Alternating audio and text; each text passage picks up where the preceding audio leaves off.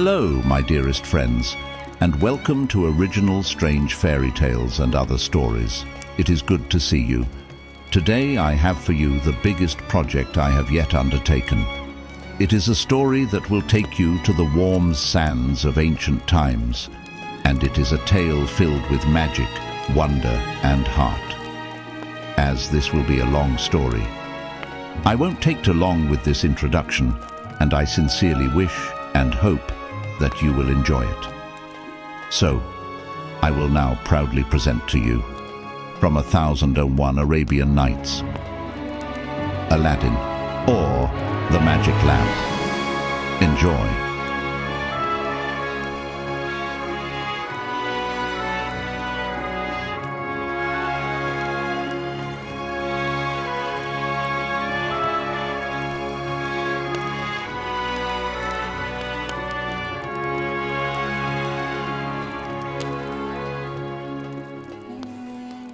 In the capital of one of the large and rich provinces of the Kingdom of China, there lived a tailor whose name was Mustafa, so poor that he could hardly, by his daily labor, maintain himself and his family, which consisted of a wife and son.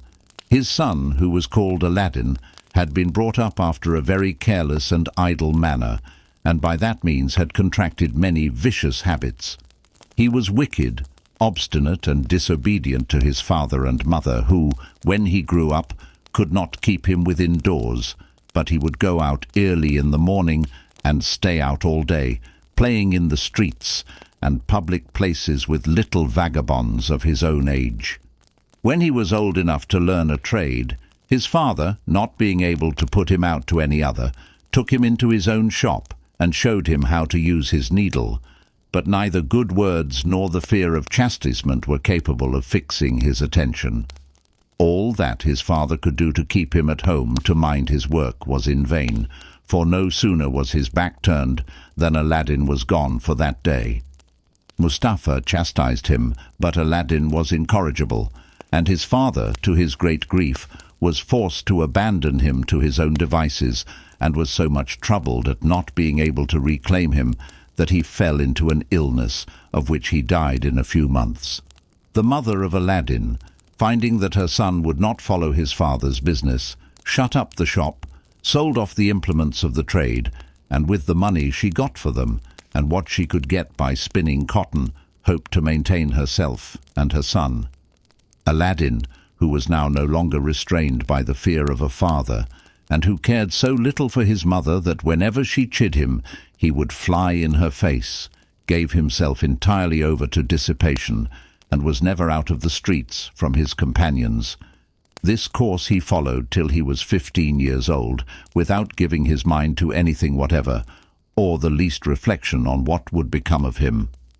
Things being thus, as he was one day playing, according to custom, in the street, with his vagabond troop, a stranger passing by stood still to observe him. This stranger was a famous magician, called the African magician, as he was a native of Africa, and had been but 2 days come from thence. The African magician had observed in Aladdin's countenance something which was absolutely necessary for the execution of the plan he came about. He inquired artfully about his family, who he was, and what was his disposition. And when he had learned all he desired to know, he went up to him, and taking him aside from his comrades, said to him, "Child, was not your father called Mustafa the tailor?" "Yes, sir," answered Aladdin, "but he has been dead a long time." At these words, the African magician threw his arms about Aladdin's neck, and kissed him several times with tears in his eyes. "Alas, my son," cried the African magician with a sigh, "how can I forbear? I am your uncle. Your good father was my own brother. I have been a great many years abroad travelling, and now that I am come home in the hope of seeing him, you tell me he is dead. It is a great grief to me to be deprived of the comfort I expected. But it is some relief that, so far as I can remember him, you are so like him."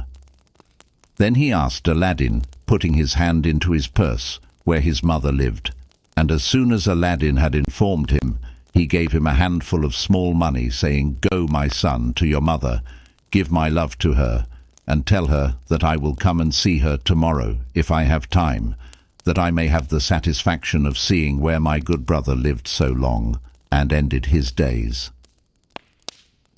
As soon as the African magician left his newly adopted nephew, Aladdin ran to his mother, overjoyed at the money his uncle had given him. "Mother," said he, "have I an uncle?"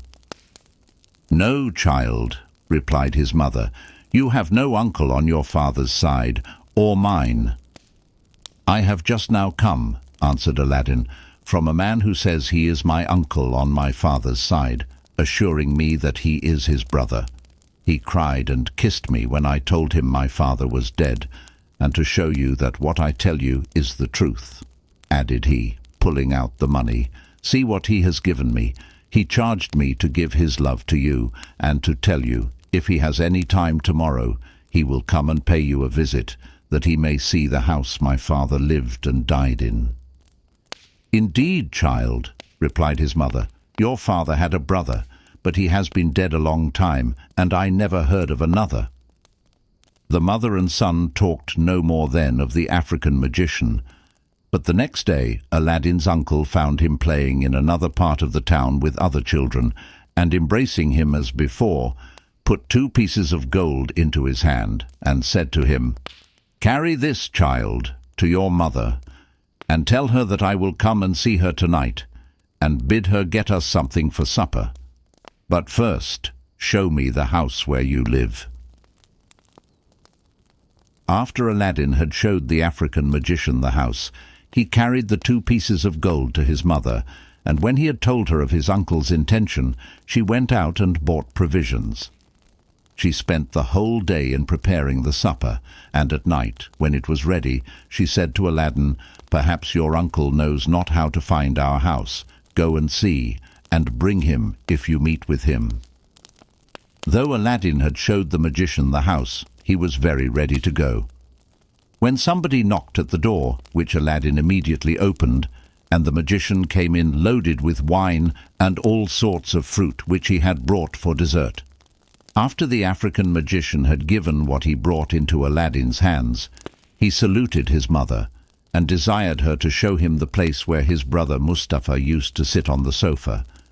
And when she had so done, he presently fell down and kissed it several times, crying out with tears in his eyes, "My poor brother, how unhappy am I, not to have come soon enough to give you one last embrace."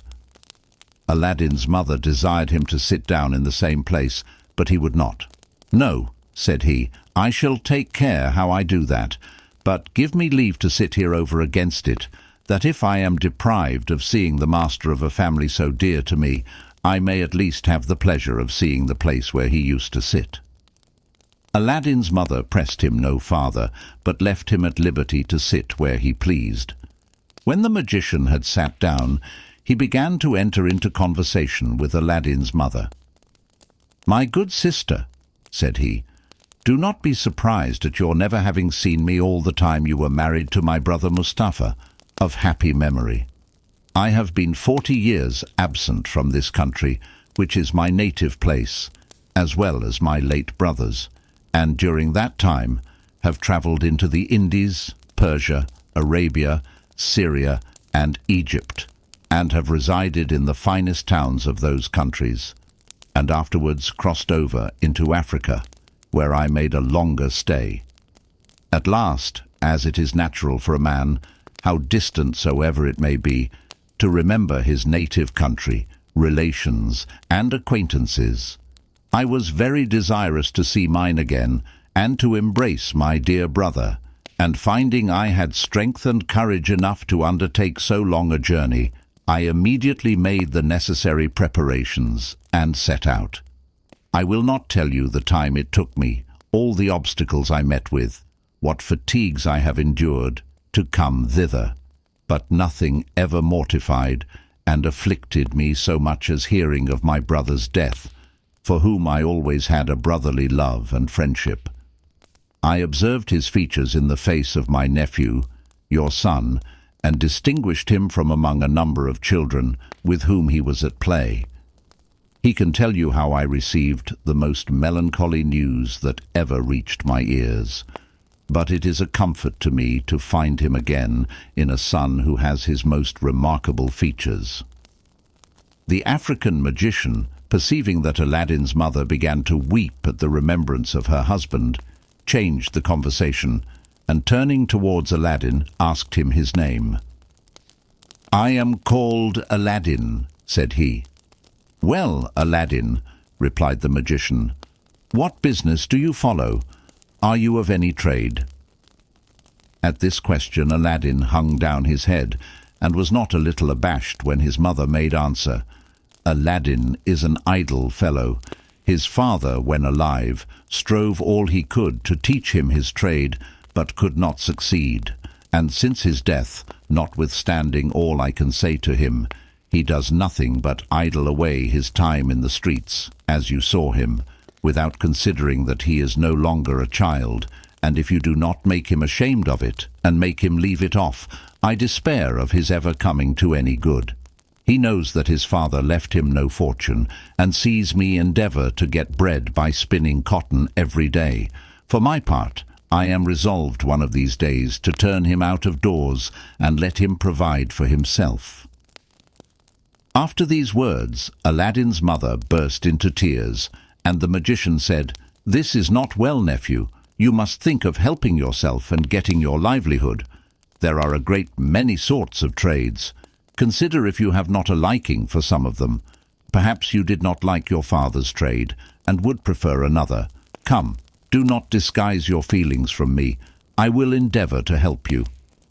But finding that Aladdin returned no answer, "If you have no mind," continued he, "to learn any trade and prove an honest man, I will take a shop for you, and furnish it with all sorts of fine stuffs and linens, and set you to trade with them, and the money you make off them lay out in fresh goods, and then you will live an honourable way.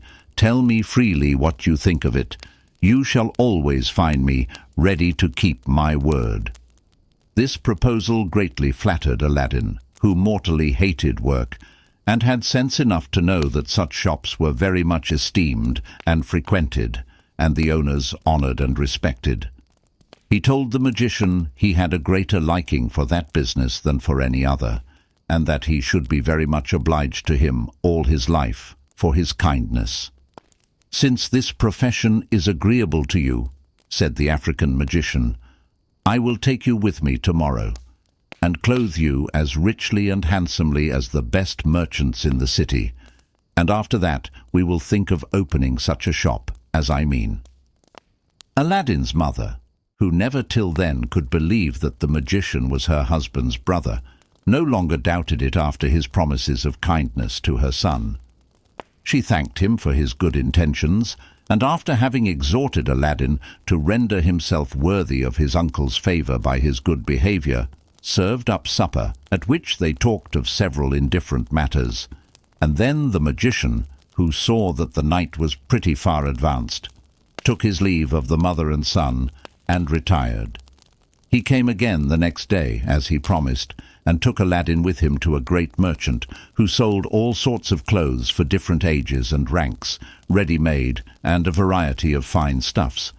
He asked to see some that suited Aladdin in size, and after choosing a suit which he liked best, and rejecting others which he did not think handsome enough, he bid Aladdin choose those he preferred.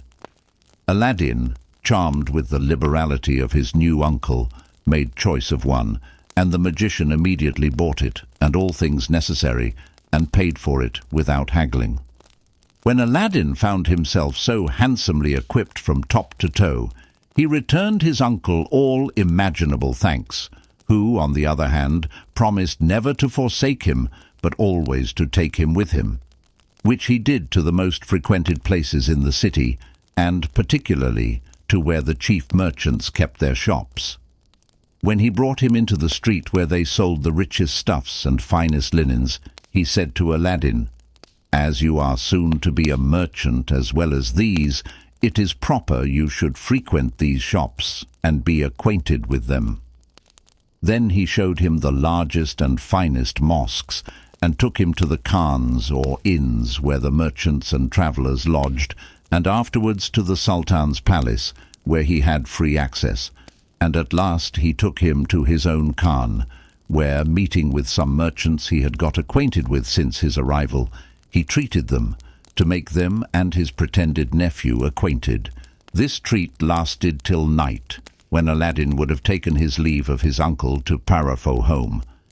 But the magician would not let him go by himself, but conducted him safe to his mother, who, as soon as she saw him so finely dressed, was transported with joy, and bestowed 1,000 blessings upon the magician for being at so great an expense for her child. "Generous relation," said she, "I know not how to thank you for your liberality. I know that my son is not deserving of your favours, and was he never so grateful, he would be unworthy of them. For my part," added she, "I thank you with all my soul, and hope you may live long enough to be a witness of my son's gratitude, which he cannot better show than by regulating his conduct by your good advice." "Aladdin," replied the magician, "is a good boy, and minds well enough, and I believe we shall do very well. But I am sorry for one thing, which is that I cannot perform tomorrow what I promised, because it is Friday, and the shops will be shut up, and therefore we cannot hire or furnish one, but must leave it till Saturday.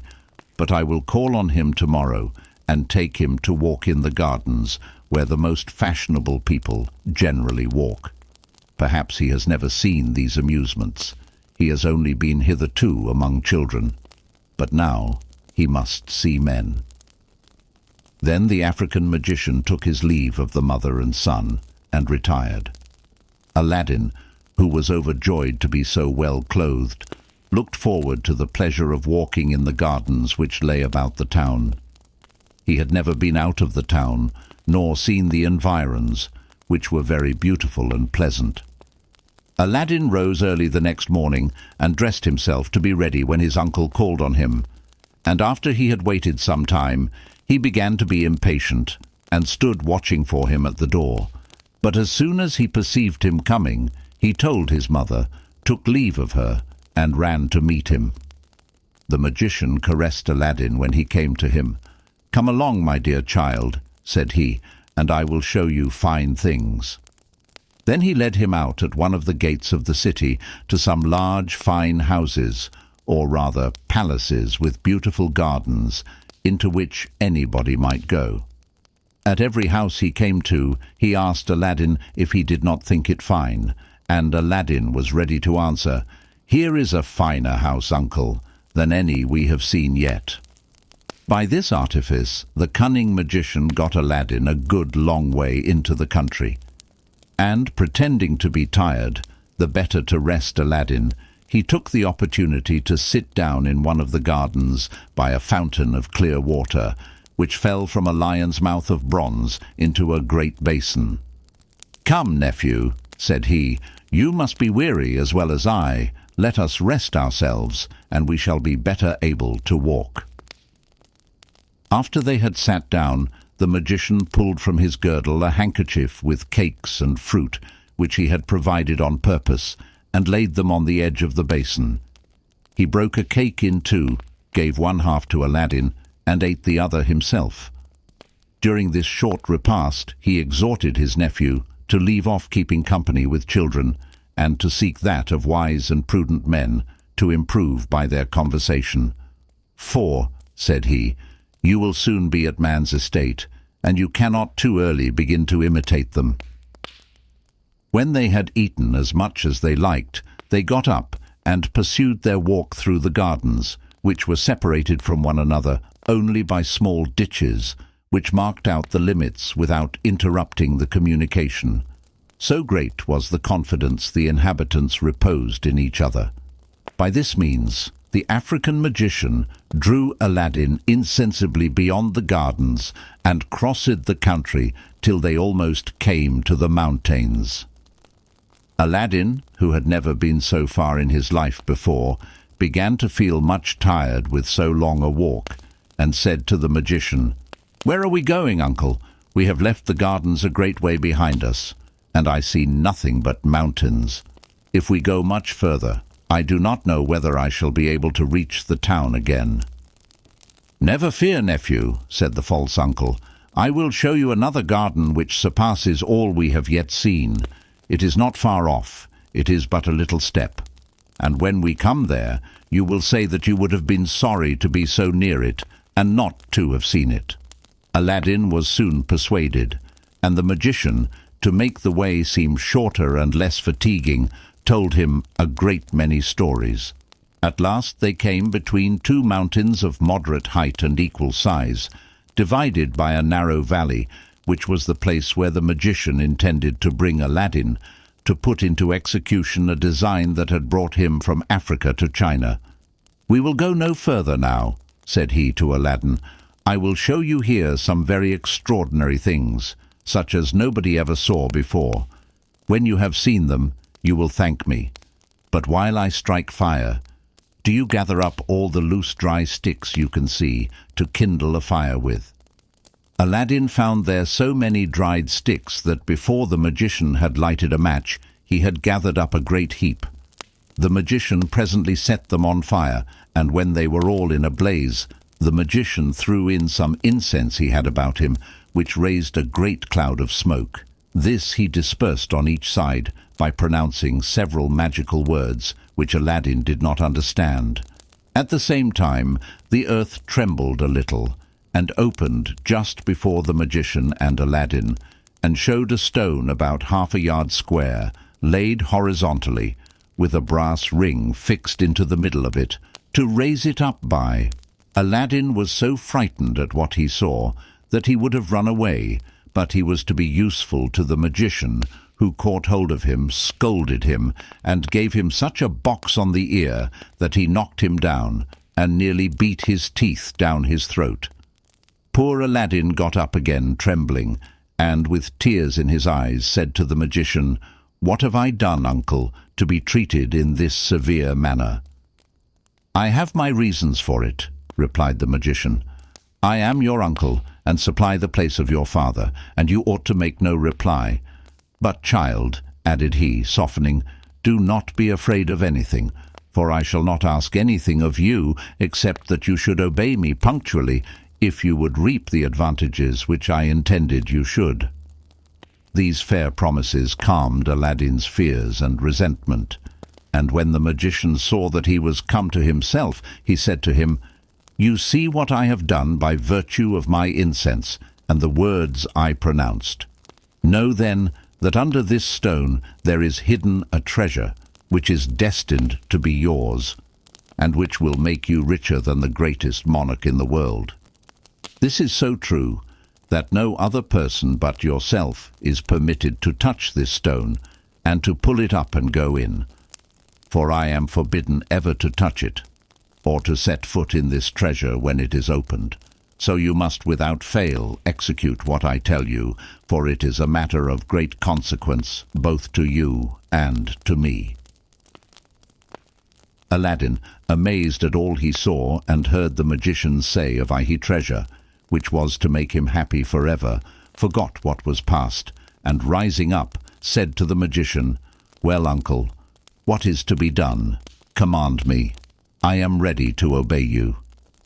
"I am overjoyed, child," said the African magician, embracing him, "to see you make the resolution. Come, take hold of the ring, and lift up that stone." "Indeed, uncle," replied Aladdin, "I am not strong enough to lift it. You must help me." "You have no occasion for my assistance," answered the magician. "If I help you, we shall not be able to do anything. You must lift it up yourself. Take hold of the ring, only pronounce the names of your father and grandfather, then lift it up, and you will find it will come easily." Aladdin did as the magician bade him, and raised the stone with a great deal of ease, and laid it on one side. When the stone was pulled up, there appeared a cavity of about 3 or 4 feet deep, with a little door and steps to go down lower. "Observe, my son," said the African magician, "what I am going to say to you. Go down into that cave, and when you are at the bottom of those steps, you will find a door open, which will lead you into a large vaulted place, divided into 3 great halls, in each of which you will see 4 large brass vessels placed on each side, full of gold and silver. But take care you do not meddle with them. Before you go into the first hall, be sure to tuck up your gown and wrap it well about you, and then go through the second into the third without stopping. Above all, take care that you do not touch the walls so much as with your clothes, for if you do, you will die instantly. At the end of the third hall, you will find a door which leads into a garden planted with fine trees loaded with fruit. Walk direct across the garden by a path, which will lead you to 5 steps that will bring you upon a terrace, where you will see a niche before you, and in that niche a lighted lamp. Take the lamp down and put it out. When you have thrown away the wick and poured out the liquor, put it in your breast and bring it to me. Do not be afraid that the liquor will spoil your clothes, for it is not oil, and the lamp will be dry as soon as it is thrown out. If you have a mind for any of the fruit in the garden, you may gather as much as you please." After these words, the magician drew a ring off his finger and put it upon one of Aladdin's, telling him that it was a charm against all evil, so long as he observed what he had prescribed to him. After these instructions he said, "Go down boldly, child, and we shall both be rich all our lives." Aladdin jumped into the cave, went down the steps, and found the 3 halls just as the African magician had described them. He went through them with all the precaution the fear of death could inspire, crossed the garden without stopping, took down the lamp from the niche, threw out the wick and the liquor, and, as the magician told him, put it in his bosom. But as he came down from the terrace, he stopped in the garden to observe the fruit, which he had only had a glimpse of in crossing it. All the trees were loaded with extraordinary fruit, of different colours on each tree. Some bore fruit entirely white, and some clear and transparent as crystal, some pale red and others deeper, some green, blue, and purple, and others yellow. In short, there were fruits of all colours. The white were pearls, the clear and transparent diamonds, the deep red, rubies, the paler, balas, rubies, the green, emeralds, the blue, turquoises, the purple, amethysts, and those that were of yellow, cast, sapphires, and so on with the rest. All these fruits were so large and beautiful that nothing was ever seen like them. Aladdin was altogether ignorant of their value, and would have preferred figs and grapes, or any other fruits instead. And though he took them only for coloured glass of little value, yet he was so pleased with the colours and the beauty and extraordinary size of the fruit, that he gathered some of every sort, and accordingly filled his 2 pockets and the 2 new purses his uncle had bought for him with the clothes. And as he could not put them in his pockets, he fastened them to his girdle. Some he wrapped up in the skirts of his gown, which was of silk, large and wrapping, and crammed his breast as full as it could hold. Having thus loaded himself with riches he knew not the value of, Aladdin returned through the 3 halls with the same precaution, and made all the haste he could, that he might not make his uncle wait, and soon arrived at the mouth of the cave, where the African magician awaited him with the utmost impatience. As soon as Aladdin saw him, he cried out, "Pray, uncle, lend me your hand to help me out." "Give me the lamp first," replied the magician. "It will be troublesome to you." "Indeed, uncle," answered Aladdin, "I cannot now. It is not troublesome to me, but I will as soon as I am up." The African magician was so obstinate that he would have the lamp before he would help him up, and Aladdin, who had encumbered himself so much with his fruit that he could not well get at it, refused to give it to him till he was out of the cave. The African magician, provoked at this obstinate refusal of the lad, flew into a terrible passion, and threw a little of his incense into the fire, which he had taken care to keep in, and no sooner had he pronounced 2 magical words than the stone which had closed the mouth of the cave moved into its place, with the earth over it, in the same manner as it had been at the arrival of the magician and Aladdin.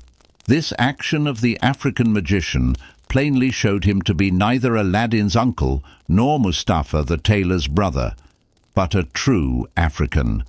For as Africa is a country whose inhabitants delight more in magic than those of any other part of the whole world, he had applied himself to it from his youth, and after about 40 years' experience in enchantments, fumigations, and reading of magic books, he had found out that there was in the world a wonderful lamp, the possession of which, if he could obtain it, would render him more powerful than any monarch in the world.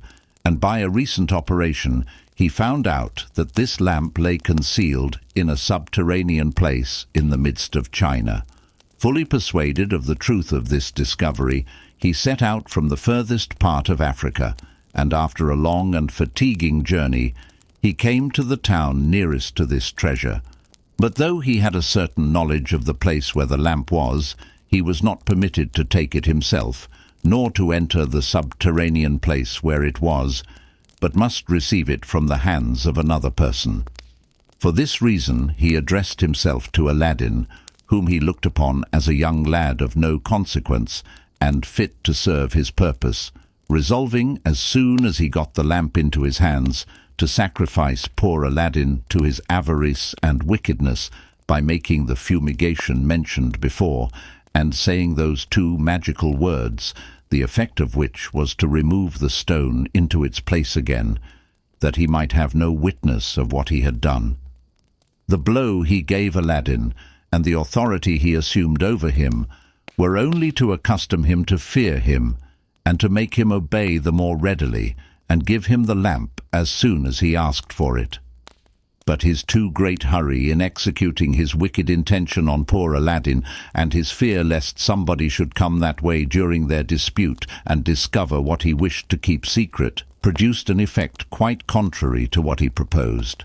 When the African magician saw that all his great hopes were frustrated forever, he started that same day for Africa, but went quite round the town, and at some distance from it, for fear lest any persons who had seen him walk out with the boy should see him come back without him, entertain suspicions, and stop him.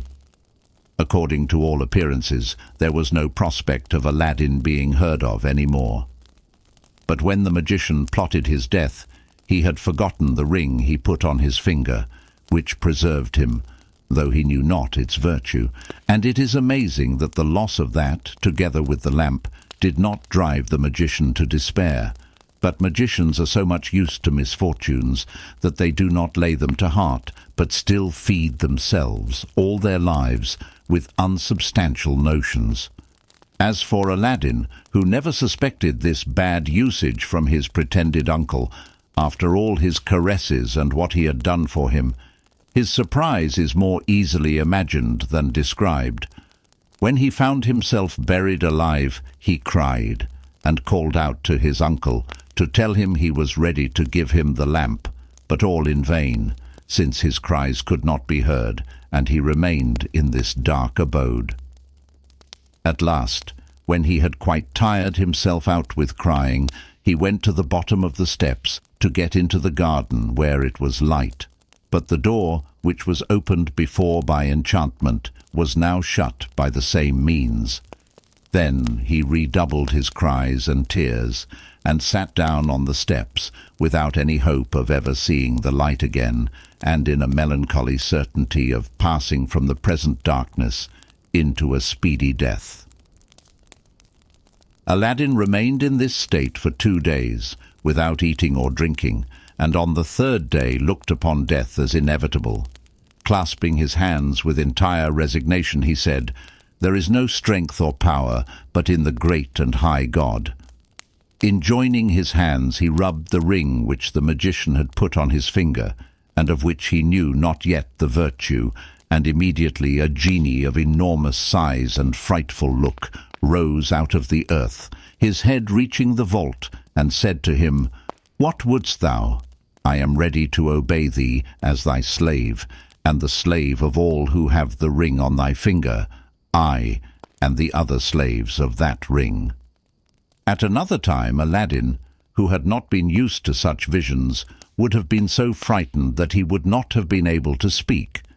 But the danger he was in made him answer without hesitation, "Whoever thou art, deliver me from this place, if thou art able." He had no sooner made an end of these words than the earth opened, and he found himself on the very spot where the magician had first brought him. It was some time before Aladdin's eyes could bear the light, after having been so long in total darkness. But after he had endeavoured by degrees to look about him, he was very much surprised not to find the earth open, and could not comprehend how he had got so soon out of it. There was nothing to be seen but the place where the fire had been, by which he could nearly judge whereabouts the cave was. Then, turning towards the town, he perceived it in the midst of the gardens that surrounded it, and knew the way back by which the magician had brought him. Then, returning God thanks to see himself once more in the world, where he had never expected to be, he made the best of his way home. When he got to his mother's door, his joy at seeing her, and his faintness for want of food for 3 days, made him swoon, and he remained for a long time as dead. His mother, who had given him over for lost or dead, seeing him in this condition, omitted nothing to bring him to himself again. As soon as he recovered, the first words he spake were, "Pray, mother, give me something to eat, for tea have not put a morsel of anything into my mouth these 3 days." His mother brought what she had, and set it before him. "My son," said she, "be not too eager, for it is dangerous. Eat but a little at a time, and take care of yourself. Besides, I would not have you talk. You will have time enough to tell me what has happened to you when you have recovered. It is a great comfort to me to see you again, after the grief I have been in since Friday, and the pains I have taken to learn what had become of you ever since night came, and you had not returned." Aladdin took his mother's advice, and ate and drank moderately. When he had done, "Mother," said he, "you believed he was my uncle as well as I, and what other thoughts could we entertain of a man who was so kind to me?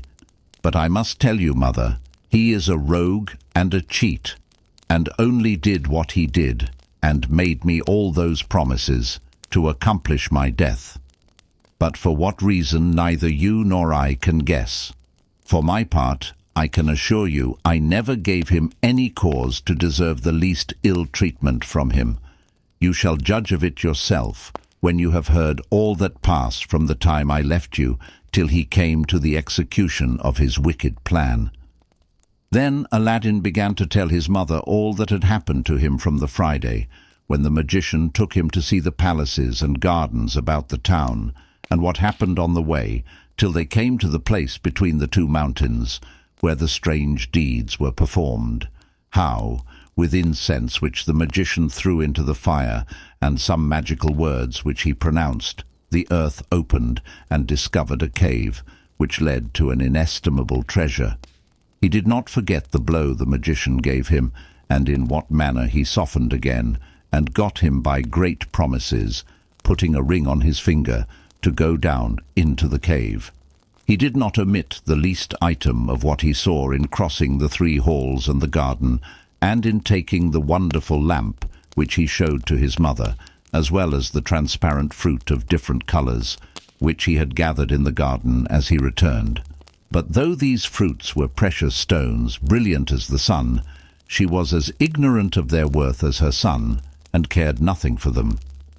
She had been brought up in a middling rank of life, and her husband's poverty prevented his being possessed of such things, nor had she, or her relations or neighbours, ever seen them, so that we must not wonder that she looked on them as things of no value, and only pleasing to the eye by the variety of their colours. Aladdin put them behind one of the cushions of the sofa he sat upon, and continued his story. When he came to the end, he said to his mother, I need say no more. You know the rest. This is my adventure, and the danger I have been exposed to since you saw me." Aladdin's mother heard with patience this surprising and wonderful story, though it caused no small affliction to a mother who loved her son tenderly. But yet, in the part which disclosed the perfidy of the African magician, she could not help showing, by the greatest indignation, how much she detested him, and when Aladdin had finished his story, she broke out into 1,000 reproaches against that vile impostor. She called him perfidious traitor, barbarian, assassin, deceiver, magician, and an enemy and destroyer of mankind.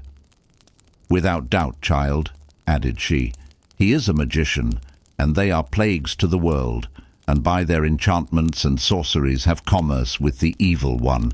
Bless God for preserving you from his wicked designs. For your death would have been inevitable if you had not called upon him and implored his assistance." She said a great deal more against the magician's treachery, but finding that whilst she talked, her son Aladdin began to nod, she put him to bed. Aladdin, who had not had one wink of sleep while he was in the subterranean abode, slept very heartily all that night and never waked till late the next morning, when the first thing he said to his mother was he wanted something to eat. "Alas, child," said she, "I have not a bit of bread to give you. You ate up all the provisions I had in the house yesterday. But have a little patience, and it shall not be long before I will bring you some. I have a little cotton which I have spun. I will go and sell it and buy bread and something for our dinner." "Mother," replied Aladdin, "keep your cotton for another time, and give me the lamp I brought home with me yesterday. I will go and sell that, and the money I shall get for it will serve both for breakfast and dinner, and perhaps supper too." Aladdin's mother took the lamp and said to her son, "Here it is, but it is very dirty. If it was a little cleaner, I believe it would fetch something more." She took a little fine sand and water to clean it, but no sooner had she begun to rub it than a hideous genie of gigantic size appeared before her, and said in a voice like thunder, "What wouldst thou have? I am ready to obey thee as thy slave, and the slave of all those who have that lamp in their hands, I and the other slaves of the lamp."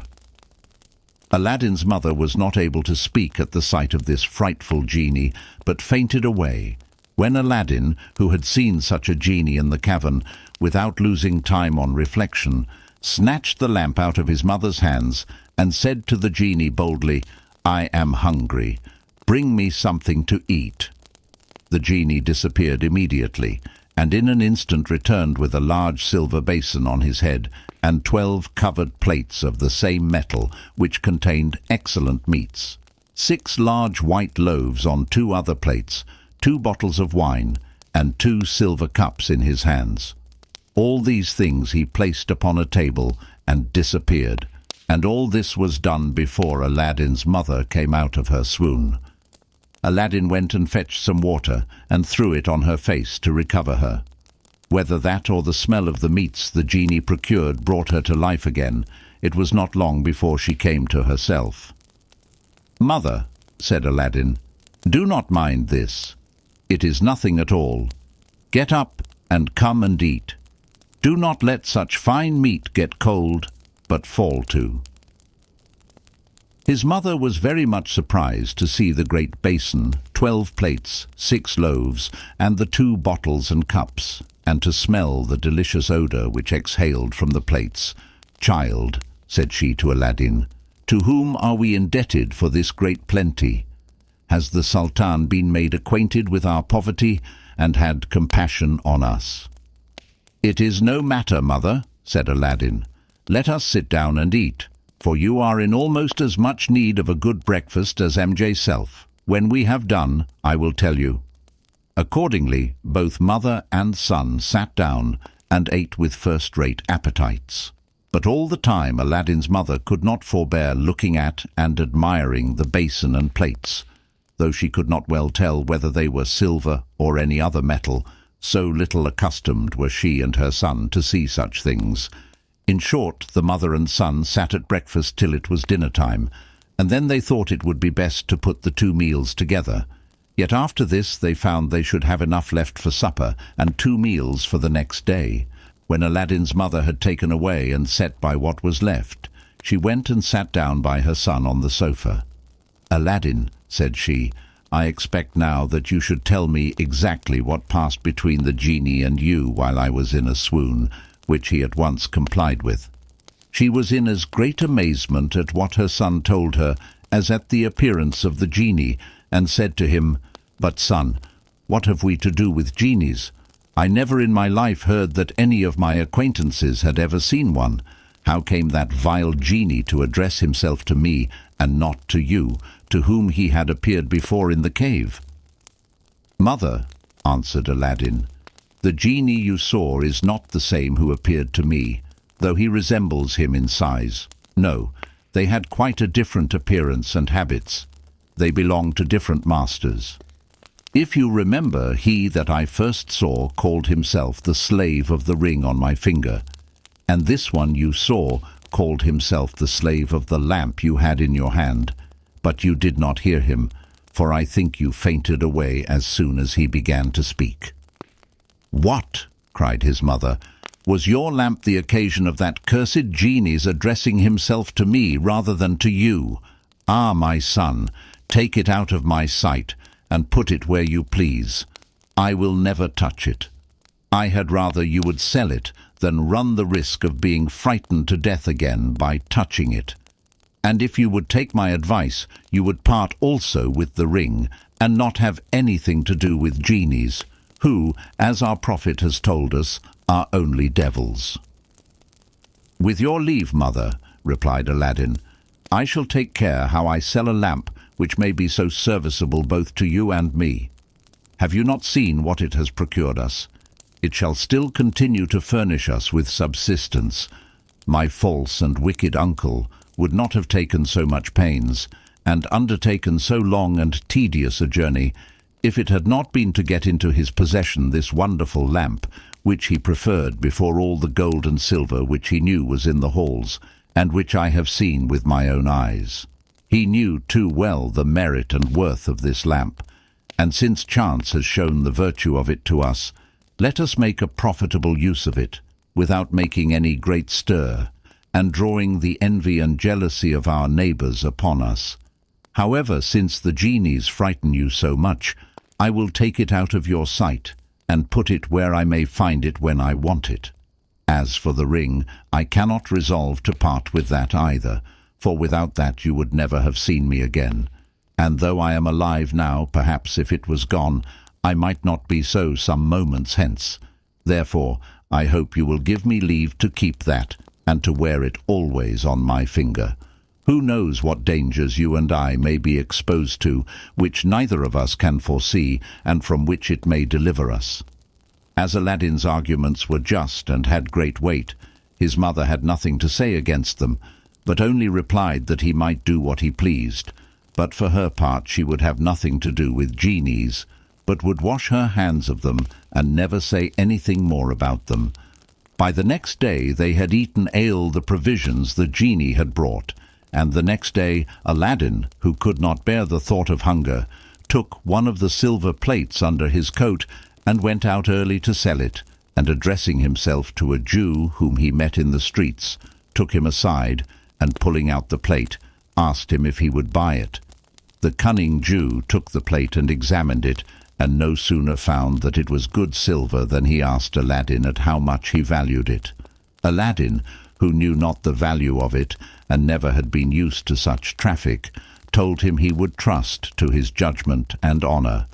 The Jew was somewhat taken aback at this plain dealing, and doubting whether Aladdin understood the material or the full value of what he offered him, he took a piece of gold out of his purse and gave it him, though it was but the 60th part of the worth of the plate. Aladdin took the money very eagerly, and as soon as he got it in his pocket, retired with so much haste that the Jew, not content with his exorbitant profit, was vexed he had not penetrated into Aladdin's ignorance, and was going to run after him to get some change out of the piece of gold. But Aladdin ran so fast, and had got so far, that it would have been impossible to overtake him. Before Aladdin went home to his mother, he called at a baker's, bought a loaf, changed his money, and went home, and gave the rest to his mother, who went and bought provisions enough to last them some time. After this manner they lived, till Aladdin had sold the 12 plates, one at a time, to the Jew for the same money, who, after the first time, durst not offer him less, for fear of losing so good a customer. When he had sold the last plate, he had recourse to the basin, which weighed 10 times as much as the plate, and would have carried it to his old purchaser, except that it was too large and cumbersome. Therefore he was obliged to bring him home with him to his mother's, where, after the Jew had examined the weight of the basin, he laid down 10 pieces of gold, with which Aladdin was very well satisfied. They lived on these 10 pieces in a frugal manner a good while, and Aladdin, though formerly used to an idle life, had left off playing with young lads of his own age ever since his adventure with the African magician. He spent his time in walking about and talking with people with whom he had got acquainted. Sometimes he would stop at the best merchants' shops, where people of distinction met, and listen to their talk, by which he gained some little knowledge of the world. When all the money was spent, Aladdin had recourse again to the lamp. He took it in his hand, looked for the place where his mother had rubbed it with the sand, and rubbed it also, and the genie immediately appeared and said, "What wouldst thou have? I am ready to obey thee as thy slave, and the slave of those who have that lamp in their hands, I and the other slaves of the lamp." "I am hungry," said Aladdin. "Bring me something to eat." The genie disappeared, and presently returned with a basin, and the same number of covered plates, etc., and set them down on a table, and vanished again. Aladdin's mother, knowing what her son was going to do, went out at that time about some business, on purpose to avoid being in the way when the genie came, and when she returned, which was not long afterwards, and found the table and sideboard so furnished a second time, she was almost as much surprised as before at the prodigious effect of the lamp. However, she sat down with her son, and when they had eaten as much as they wanted, she set enough by to last them 2 or 3 days. As soon as Aladdin found that their provisions and money were spent, he took one of these plates, and went to look for the Jew again. But as he passed by the shop of a goldsmith, who had the character of a very fair and honest man, the goldsmith called to him, and said, "My lad, I have often observed you go by, loaded as you are at present, and talk with a certain Jew, and then come back again empty-handed.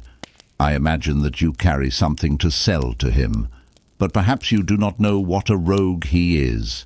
He is the greatest rogue among all the Jews, and is so well known that nobody will have anything to do with him. What I tell you is for your own good. If you will show me what you now carry, and if it is to be sold, I will give you the full value of it, or I will direct you to other merchants who will not cheat you."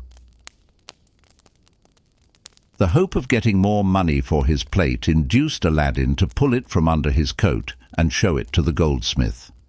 The old man, who at first sight saw that it was made of the finest silver, asked him if he had sold any such as that to the Jew, and Aladdin told him plainly that he had sold him 12 such for a piece of gold each. "What a villain!" cried the goldsmith. "But," added he, "my son, what is past cannot be recalled. By showing you the value of this plate, which is of the finest silver we use in our shops, I will let you see how much the Jew has cheated you." The goldsmith took a pair of scales, weighed the plate, and after he had told Aladdin how much an ounce of fine silver was worth, he showed him that his plate was worth by weight 60 pieces of gold, which he paid him down immediately. "If you dispute my honesty," said he, You may go to any other of our trade, and if he gives you any more, I will forfeit twice as much." Aladdin thanked him for his good advice, so greatly to his advantage, and never after went to any other person, but sold him all his plates and the basin, and had as much for them as the weight came to.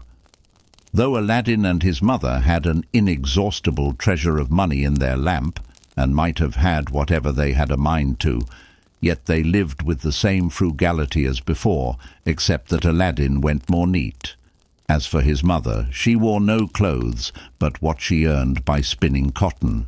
Hence the money for which Aladdin had sold the plates and basin was sufficient to maintain them some time. They went on for many years by the help of the produce that Aladdin from time to time made of his lamp. During this time, Aladdin frequented the shops of the principal merchants, where they sold cloth of gold and silver, and linens, silk stuffs and jewelry, and oftentimes joining in their conversation, acquired a complete knowledge of the world and assumed its manners. From his acquaintance with the jewelers, he came to know that the fine fruit which he had gathered when he took the lamp was not coloured glass, but stones of extraordinary value. For as he had seen all sorts of jewels bought and sold in the shops, but none so beautiful or so large as his, he found that instead of coloured glass, he possessed an inestimable treasure, but he had the prudence not to say anything of it to anyone. One day, as Aladdin was walking about the town, he chanced to see the Princess Badroulbadour, the Sultan's daughter, attended by a great crowd of ladies, slaves and attendants, just at a moment when she unveiled her face. Aladdin had never seen any woman unveiled except his mother, and the princess was so beautiful that he was filled with amazement and could think of nothing else for several days and nights. At last, his mother inquired why he was so silent and absent-minded. "Mother," said Aladdin, "I cannot live without the beautiful and amiable Princess Badroulbadour, and I am firmly resolved to ask her in marriage from her father." Aladdin's mother listened with attention to what her son told her, but when he talked of asking the Princess Badroulbadour in marriage of the Sultan, she could not help bursting out into a loud laugh. Aladdin would have gone on, but she interrupted him. "Alas, child," said she, "what are you thinking of? You must be mad to talk so." "I assure you, mother," replied Aladdin, "that I am not mad, but in my right senses. I foresaw that you would reproach me for folly and extravagance, but I must tell you once more that one am resolved to demand the Princess Badroulbadour of the Sultan in marriage, and your remonstrances shall not prevent me." "Indeed, son," replied his mother seriously, "I cannot help telling you that you have quite forgotten yourself, and I do not see who you can get to venture to propose it for you." "You yourself," replied he immediately. "I go to the Sultan," answered his mother, amazed and surprised. "I shall take good care how I engage in such an affair." "Why, who are you, son?" continued she, "that you can have the assurance to think of your Sultan's daughter? Have you forgotten that your father was one of the poorest tailors in the capital, and that I am of no better extraction? And do not you know that sultans never marry their daughters but to princes, sons of sultans, ashki, themselves?"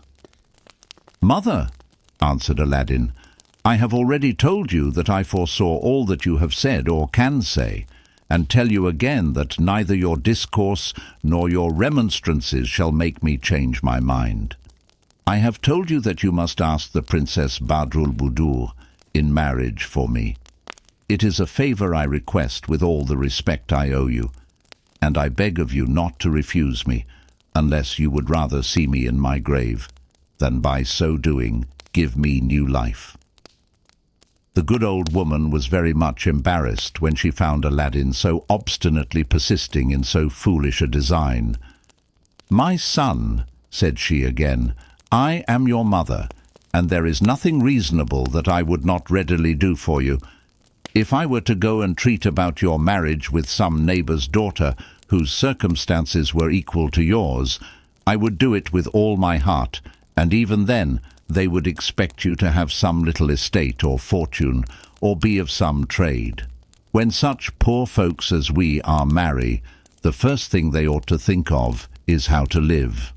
But without reflecting on your lowly birth and the little merit and fortune you have to recommend you, you aim at the highest. You demand in marriage the daughter of your sovereign, who with one single word can crush you to pieces. How could so extraordinary a thought come into your head as that I should go to the Sultan and make a proposal to him to give his daughter in marriage to you?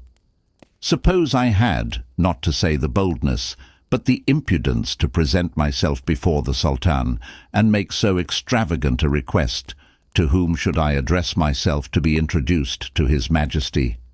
Do you not think the first person I should speak to would take me for a mad woman and chastise me as I should deserve? Of course, I know there is no difficulty to those who go to ask justice, which he distributes equally among his subjects. I know too that to those who ask some favour, he grants it with pleasure when he sees that it is deserved, and the persons are worthy of it. But is that your case? And do you think you have deserved the favour you would have me ask for you? Are you worthy of it? What have you done, either for your prince or country? How have you distinguished yourself? If you have done nothing to merit so great a favour, nor are worthy of it, with what face shall I ask it? How can I open my mouth to make such a proposal to the Sultan? His majestic presence and the splendour of his court would immediately silence me. There is another reason, my son, which you do not think of. Nobody ever goes to ask a favour of the Sultan without a present. But what presents have you to make? And if you had any that was worthy of the least attention of so great a monarch, what proportion could it bear to the favour you would ask? Therefore, reflect well on what you are about, and consider that you aspire to a thing which it is impossible for you to obtain. Aladdin heard very calmly all that his mother could say to dissuade him from his design, and made answer, I own, mother, it is great rashness in me to presume so far, and a great want of consideration to ask you with so much suddenness to go and make the proposal of my marriage to the Sultan, without first taking proper measures to procure a favourable reception. I therefore beg your pardon. But be not surprised that I did not at first sight see everything that it was necessary to do to procure me the happiness I seek after. I love the Princess Badroulbadour beyond everything you can imagine, and shall always persevere in my design of marrying her, which is a thing I have determined and resolved on. I am much obliged to you for the hint you have given me, and look upon it as the first step I ought to take. You say it is not customary to go to the Sultan without a present, and that I have nothing worthy of his acceptance. As to what you say about the present, do you not think, mother, that what I brought home with me the day on which I was delivered from certain death may be an agreeable present? I mean those things you and I both took for coloured glass. They are jewels of inestimable value and fit for the greatest monarch. I know the worth of them through frequenting the jewellers' shops, and you may take my word for it, all the jewels that I have seen in the best jewellers' shops were not to be compared to those we have either for size or beauty. Neither you nor I know the value of ours, but I am persuaded that they will be received very favourably by the Sultan. You have a large porcelain dish fit to hold them. Fetch it, and let us see how they will look when we have arranged them according to their different colours. Aladdin's mother fetched the china dish, and he took the jewels out of the 2 purses in which he had kept them, and placed them in the dish. But the brightness and lustre they had in the daytime, and the variety of the colours, so dazzled the eyes of both mother and son that they were astonished beyond measure, for they had only seen them by the light of a lamp, and though Aladdin had seen them hang on the trees like fruit, beautiful to the eye, yet as he was then but a boy, he did not take much notice of them. After they had admired the beauty of this present some time, Aladdin said to his mother, "Now you cannot excuse yourself from going to the Sultan under the pretext of not having a present to make him, since here is one which will gain you a favorable reception." Though Aladdin's mother did not believe it to be so valuable as her son esteemed it, she thought it might nevertheless be agreeable to the Sultan, and found that she had not anything to say against it, but kept thinking of the request Aladdin wanted her to make to the Sultan. "My son," said she, "I cannot conceive that your present will have its desired effect, and that the Sultan will look upon me with a favorable eye, and I am sure, if I attempt this message of yours, I shall have no power to open my mouth, and therefore I shall not only lose my labor, but the present, which you say is so extraordinarily valuable, and shall return home again in confusion. I have told you the consequences, and you ought to believe me. But," added she, "I will do my best to please you, though certainly he will either laugh at me, or send me back like a fool, or be in so great a rage as to make us both the victims of his fury." She used a great many more arguments to make him change his mind, but Aladdin persisted, and his mother, as much out of tenderness as for fear he should be guilty of some worse piece of extravagance, consented. As it was now late, and the time for going to the Sultan's palace was past, it was put off till the next day. The mother and son talked of different matters the remaining part of the day, and Aladdin took a great deal of pains to encourage his mother in the task she had undertaken, while she, notwithstanding all his arguments, could not persuade herself that she could ever succeed, and it must be confessed she had reason enough to doubt. "Child," said she to Aladdin, "if the Sultan should receive me as favorably as I wish for your sake, and hear my proposal with calmness, and after this kind reception should think of asking me where lie your riches and your estate, for he will sooner inquire after these than your person, if, I say, he should ask me the question, what answer would you have me give him?" "Let us not be uneasy, mother," replied Aladdin, "about what may never happen. First, let us see how the Sultan receives you, and what answer he gives. If it should so happen that he desires to be informed of all that you mention, I have thought of an answer, and am confident that the lamp, which has assisted us so long, will not fail me in time of need." Aladdin's mother could not say anything against what her son then proposed, but reflected that the lamp might be capable of doing greater wonders than merely providing food for them. This satisfied her, and at the same time removed all the difficulties which might have prevented her from undertaking the service she had promised her son, when Aladdin, who penetrated into his mother's thoughts, said to her, "Above all things, mother, be sure to keep the secret, for thereon depends the success." And after this caution, Aladdin and his mother parted to go to bed. Aladdin rose at daybreak, and went and awakened his mother, begging her to get dressed to go to the Sultan's palace, and to get in first, as the Grand Vizier, the other viziers, and all the great officers of state went in to take their seats in the divan, where the Sultan always presided in person. Aladdin's mother did all that her son desired. She took the china dish, in which they had put the jewels the days before, tied up in 2 napkins, one finer than the other, and set out for the Sultan's palace, to the great satisfaction of Aladdin. When she came to the gates, the Grand Vizier and the other viziers and most distinguished lords of the court were just gone in, and, notwithstanding the crowd of people who had business there, which was extraordinarily great, she got into the divan, which was a large spacious hall. She placed herself just before the Sultan, the Grand Vizier, and the great lords who sat in that council on his right and left hand. Several cases were called, according to their order, and pleaded and adjudged until the time the divan generally broke up, when the Sultan, rising, dismissed the council and returned to his apartment, attended by the Grand Vizier. The other viziers and ministers of state returned, as also did all those whose business called them thither.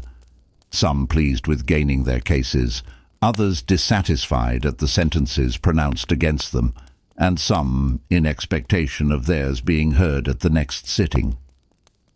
Aladdin's mother, seeing the Sultan rise and retire, and all the people go away, rightly judged that he would not come again that day, and resolved to go home. When Aladdin saw her return with the present, he knew not at first what to think, and from the fear he was in lest she should bring him some bad news, he had not courage enough to ask her any questions, till his mother, who had never set foot in the Sultan's palace before, and knew not what was done there every day, freed him from his embarrassment and said, "Son, I have seen the Sultan, and am very well persuaded he has seen me too, for I placed myself just before him, and nothing could hinder him from seeing me. But he was so much taken up with all those who talked on all sides of him that I pitied him, and wondered at his patience to hear them.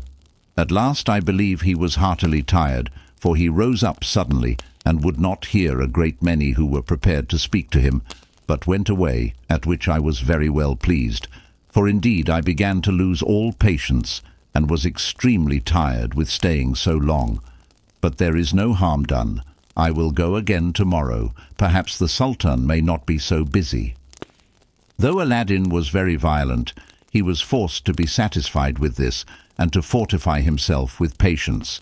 He had at least the satisfaction of finding that his mother had got over the greatest difficulty, which was to procure access to the Sultan, and hoped that the example of those whom she saw speak to him would embolden her to acquit herself better when a favourable opportunity offered.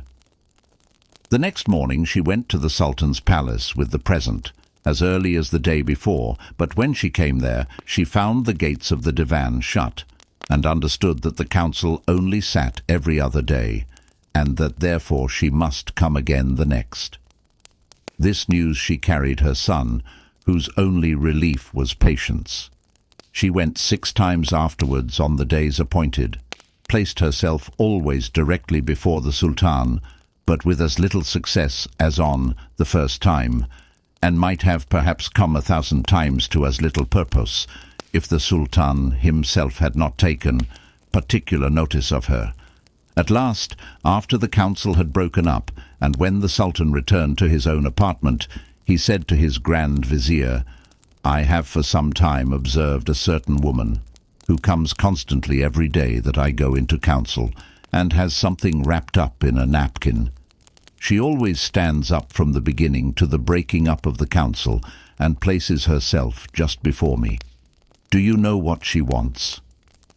"Sir," replied the Grand Vizier, who knew no more than the Sultan, but did not like to seem uninformed, "perhaps this woman has come to complain to your Majesty that somebody has sold her some bad flour, or some such trifling matter."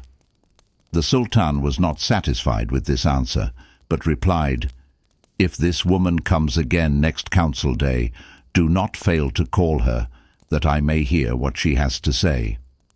The Grand Vizier made answer by kissing his hand, and lifting it up above his head, signifying his willingness to lose it if he failed.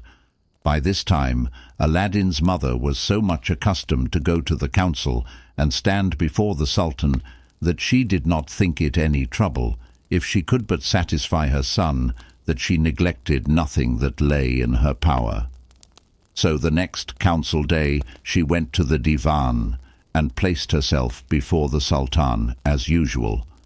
And before the Grand Vizier had made his report of business, the Sultan perceived her, and compassionating her for having waited for long, he said to the Vizier, "Before you enter upon any business, remember the woman I spoke to you about. Bid her come near, and let us hear and dispatch her business first." The Grand Vizier immediately called the chief of the officers, and pointing to her, bid him go to the woman and tell her to come before the Sultan. The chief of the officers went to Aladdin's mother, and at a sign she followed him to the foot of the Sultan's throne, where he left her, and retired to his place by the Grand Vizier. Aladdin's mother, following the example of a great many others whom she saw salute the Sultan, bowed her head down to the carpet, which covered the steps of the throne, and remained in that posture till the Sultan bade her rise, which she had no sooner done than the Sultan said to her, "Good woman, I have observed you a long time. What business brings you here?"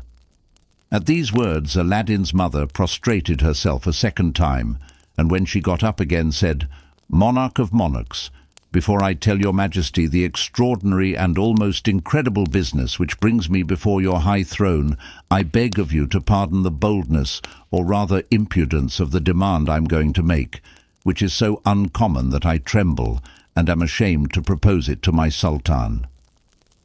In order to give her the more freedom to explain herself, the Sultan ordered everybody to go out of the divan but the Grand Vizier, and then told her she might speak without restraint. Aladdin's mother, notwithstanding this favour of the Sultan's to save her the trouble and confusion of speaking before so many people, was not a little apprehensive. Therefore she said, "I beg your majesty, if you should think my demand the least injurious or offensive, to assure me first of your pardon and forgiveness." "Well," replied the Sultan, "I will forgive you, be it what it will, and no hurt shall come to you. Speak boldly."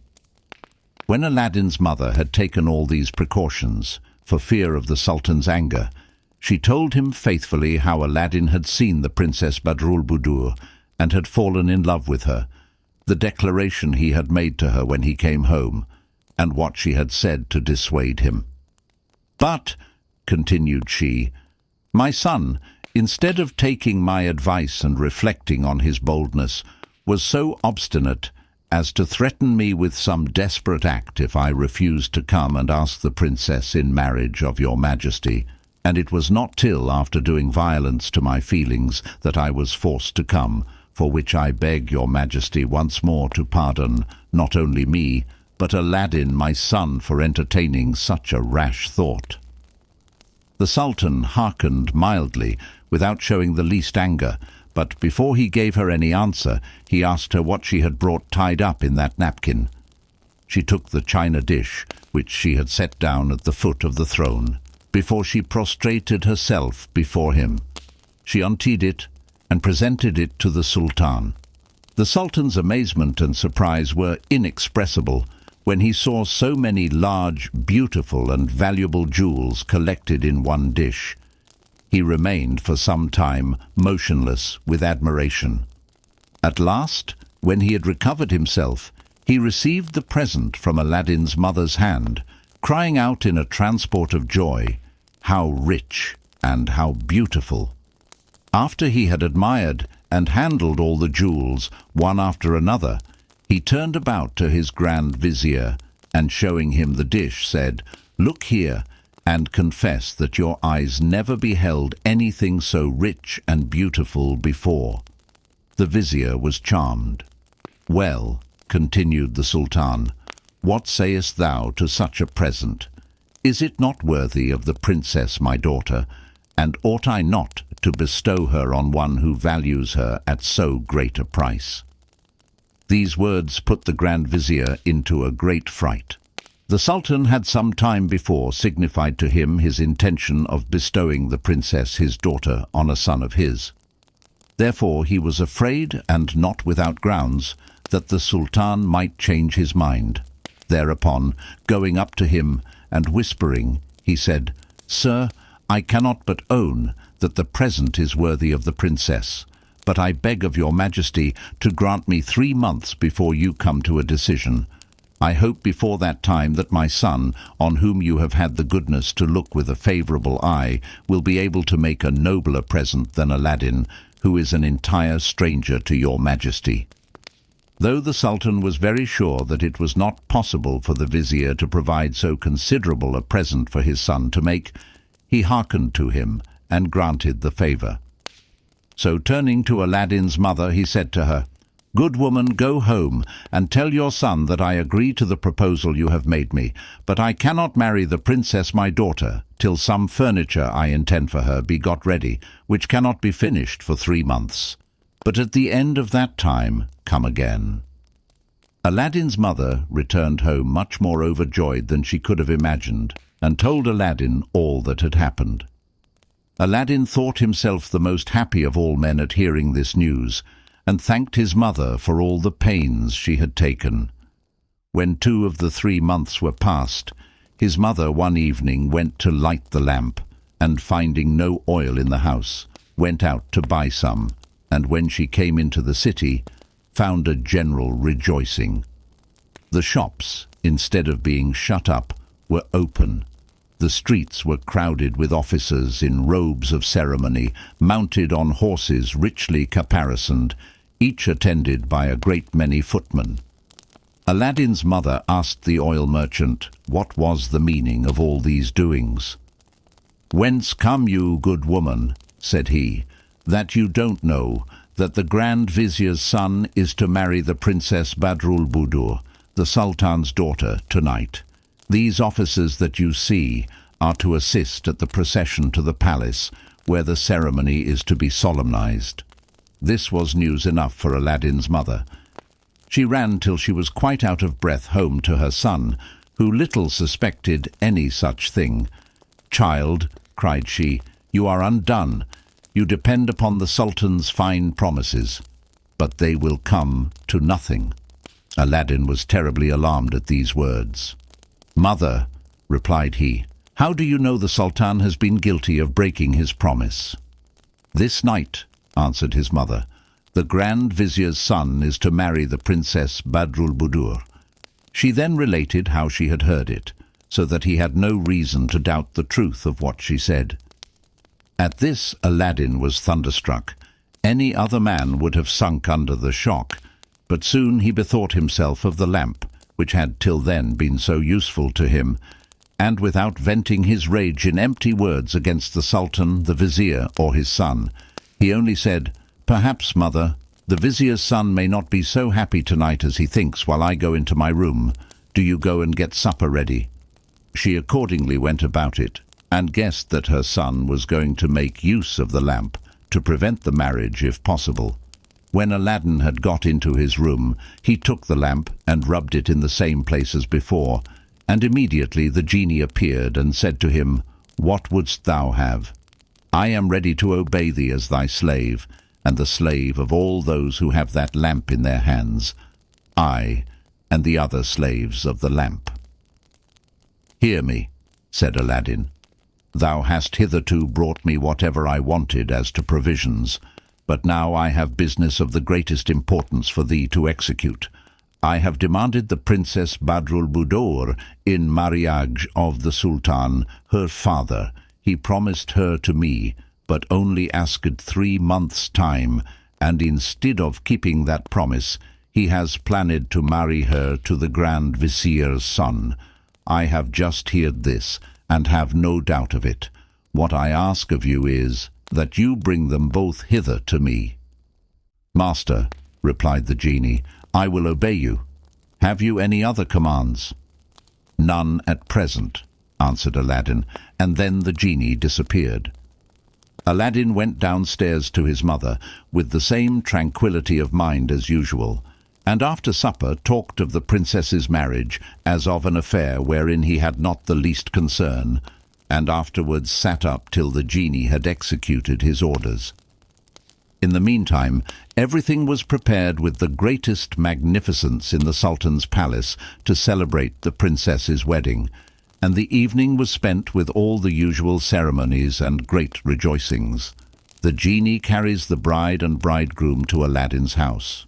Suddenly the genie, as the faithful slave of the lamp, to the great amazement of bride and bridegroom, took them up and transported them in an instant to Aladdin's house, where he set them down. Aladdin had waited impatiently for this moment. "Take this man," said he to the genie, "and shut him up, and come again tomorrow." The genie took the vizier's son and carried him away, and after he had breathed upon him, which prevented his stirring, he left him. Great as was Aladdin's love for the Princess Badroulbadour, he did not talk much to her, but only said, "Fear nothing, adorable princess. You are in safety. If I have been forced to come to this extremity, it is not with any intention of affronting you, but to prevent an unjust rival's marrying you, contrary to the Sultan your father's promise to me." The princess, who knew nothing of these particulars, gave very little attention to what Aladdin said. The fright and amazement of so surprising and unexpected an adventure had put her into such a condition that he could not get one word from her. Next morning the genie came at the hour appointed and said to him, "I am here, master. What are your commands?" "Go," said Aladdin, "fetch the vizier's son out of the place where you left him, and then take them back to the Sultan's palace." The genie presently returned with the vizier's son, and in an instant they were transported into the palace. But we must observe that all this time the genie never appeared to either the princess or the Grand Vizier's son. His hideous form would have made them die with fear. Neither did they hear anything of the discourse between Aladdin and him. They only perceived the motion and their transportation from one place to another, which we may well imagine was enough to frighten them. Next day the princess was very melancholy and alarmed, and the Sultan and his wife thought she must either be mad or else have had a bad dream. The rejoicings lasted all that day in the palace, and the Sultaness, who never left the princess, did all she could to divert her. But the princess continued so gloomy and ill-tempered that the Sultan, provoked with his daughter, said to her in a rage with his sabre in his hand, "Daughter, tell me what is the matter, or I will cut off your head immediately." The princess, more frightened at the menaces and tone of the enraged Sultan than at the sight of the drawn sabre, at last broke silence and said with tears in her eyes, "My dear father and Sultan, I ask your Majesty's pardon if I have offended you, and hope you will have compassion on me when I have told you what a dreadful thing has happened." Then she told him all. The Sultan felt extreme uneasiness at so surprising an adventure. "Daughter," said he, "efface all these troublesome ideas out of your memory. I will take care and give orders that you shall have no more such disagreeable and insupportable adventures." As soon as the Sultan got back to his own apartment, he sent for the Grand Vizier. "Vizier," said he, "have you seen your son, and has he told you anything?" The Vizier replied, "No." Then the Sultan related all that the Princess Badroulbadour had told him, and said, "I do not doubt that my daughter has told me the truth, but nevertheless I should be glad to have it confirmed by your son. Therefore go and ask him." The Grand Vizier went immediately to his son, and communicated what the Sultan had told him, and enjoined him to conceal nothing, but to tell him the whole truth. "I will disguise nothing from you, father," replied the son, "for indeed all that the princess says is true. All this ill usage does not in the least lessen the respect and gratitude I entertain for the princess, and of which she is so deserving. But I must confess that notwithstanding all the honour and splendour that attends my marrying my sovereign's daughter, I would much rather die than marry her, if I must undergo again what I have already endured. I do not doubt but that the princess entertains the same sentiments, and that she will readily agree to part, which is so necessary both for her repose and mine. Therefore, father, I beg you to get the Sultan's consent that our marriage may be broken off." Notwithstanding the Grand Vizier's ambition to have his son allied to the Sultan, the firm resolution which he saw he had formed to be separated from the princess made him go and give the Sultan an account of what he had told him, assuring him that all was but too true, and begging him to give his son leave to retire from the palace, alleging for an excuse that it was not just that the princess should be a moment longer exposed to so terrible a persecution upon his son's account. The Grand Vizier found no great difficulty in obtaining what he asked. From that instant, the Sultan, who had determined upon it already, gave orders to put a stop to all rejoicings in the palace and town, and sent post-haste to all parts of his dominions to countermand his first orders. And in a short time all rejoicings ceased. This sudden and unexpected change gave rise in both the city and kingdom to various speculations and inquiries, but no other account could be given of it, except that both the vizier and his son went out of the palace very much dejected. Nobody but Aladdin knew the secret. He rejoiced over the happy success procured for him by his lamp. But neither the Sultan nor the Grand Vizier, who had forgotten Aladdin and his request, had the least thought that he had any hand in the enchantment which caused the marriage to be broken off. Nevertheless, Aladdin waited till the 3 months were completed, which the Sultan had appointed for the marriage between the Princess Badroulbadour and himself. But the next day sent his mother to the palace to remind the Sultan of his promise. Aladdin's mother went to the palace, as her son had bidden her, and stood before the divan in the same place as before. The Sultan no sooner cast his eyes upon her than he knew her again, and remembered her business, and how long he had put her off. Therefore, when the Grand Vizier was beginning to make his report, the Sultan interrupted him, and said, "Vizier, I see the good woman who made me the present some months ago. Forbear your report till I have heard what she has to say."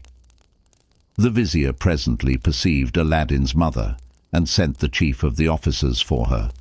Aladdin's mother came to the foot of the throne, and prostrated herself as usual, and when she rose up again, the Sultan asked her what she wanted. "Sir," said she, "I come to represent to your Majesty, in the name of my son Aladdin, that the 3 months, at the end of which you ordered me to come again, are expired, and to beg you to remember your promise." The Sultan had little thought of hearing any more of a marriage, which he imagined would be very disagreeable to the princess, when he considered sadly the meanness and poverty of Aladdin's mother, and this summons for him to be as good as his word was somewhat embarrassing to him. He declined giving an answer till he had consulted his vizier. The Grand Vizier freely told the Sultan his thoughts on the matter, and said to him, "In my opinion, sir, there is one certain way for your Majesty to avoid so unequal a match without giving Aladdin any cause of complaint, which is to set so high a value upon the princess that were he never so rich he could not come up to it. This is the only way to make him desist from so bold, not to say rash, an undertaking." The Sultan, approving of the Grand Vizier's advice, turned about to Aladdin's mother, and after some reflection said to her, "Good woman, it is true sultans ought to be as good as their word, and I am ready to keep mine, by making your son happy by his marriage with the princess my daughter. But as I cannot marry her without some valuable present from your son, you may tell him, I will fulfill my promise as soon as he shall send me 40 basins of massy gold, brimful of the same things you have already made me a present of, and carried by the like number of black slaves, who shall be led by as many young and handsome white slaves, all dressed magnificently. On these conditions I am ready to bestow the princess my daughter on him. Therefore, good woman, go and tell him so, and I will wait till you bring me his answer."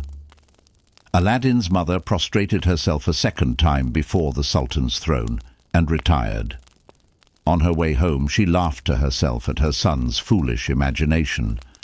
"Where," said she, "can he get so many large gold basins, and enough of that coloured glass to fill them? Must he go again to that subterranean abode, the entrance into which is stopped up, and gather them off the trees? But where will he get so many slaves such as the Sultan requires? It is altogether out of his power, and I believe he will not be so well satisfied with my embassy this time." When she came home, full of these thoughts, she said to her son, "Indeed, child, I would not have you think any further of your marriage with the Princess Badroulbadour. The Sultan received me very kindly, and I believe he was well disposed to you. But if I am not very much deceived, the Grand Vizier has made him change his mind." Then she gave her son an exact account of what the Sultan said to her, and the conditions on which he consented to the match. Afterwards she said to him, "The Sultan expects your answer immediately, but," continued she, laughing, "I believe he may wait long enough." "Not so long, mother, as you imagine," replied Aladdin. "The Sultan is mistaken if he thinks by this exorbitant demand to prevent my entertaining thoughts of the princess. His demand is but a trifle to what I could have done for her. But go and get us something for dinner, and leave the rest to me." As soon as Aladdin's mother was gone out to market, Aladdin took the lamp and rubbed it. The genie appeared, and offered his services as usual. "The Sultan," said Aladdin to him, "demands 40 large basins of massy gold, brimful of the fruits of the garden from whence I took this lamp, you are slave tub, and these he expects to have carried by as many black slaves, each preceded by a young, handsome, well-made white slave, richly clothed. Go and fetch me this present as soon as possible, that I may send it to him before the divan breaks up." The genie told him his command should be immediately obeyed, and disappeared. A little while afterwards the genie returned with 40 black slaves, each bearing on his head a basin of massy gold of 20 marks weight, full of pearls, diamonds, rubies, and emeralds, all larger and more beautiful than those presented to the Sultan before. Each basin was covered with a silver stuff, embroidered with flowers of gold. All these, and the white slaves, quite filled the house, which was but a small one, and the little court before it, and a little garden behind. The genie asked Aladdin if he had any other commands. Aladdin told him that he wanted nothing further then, and the genie disappeared. When Aladdin's mother came from market, she was greatly surprised to see so many people and such vast riches. As soon as she had laid down her provisions, Aladdin said, "Mother, let us lose no time. Before the Sultan and the divan rise, I would have you return to the palace and go with this present as the dowry he asked for the Princess Badroulbadour, that he may judge by my diligence and exactness how anxious I am to procure the honor of this alliance." Without waiting for his mother's reply, Aladdin opened the street door and made the slaves walk out. A white slave followed always by a black one with a basin on his head.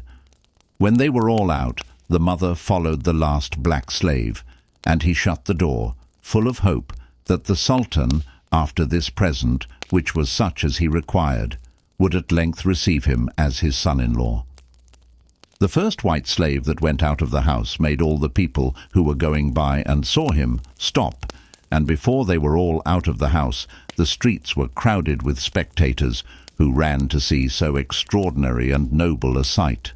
The dress of each slave was so rich, both from the stuff and the jewels, that those who were dealers in them valued each at no less than 1,000,000 of money.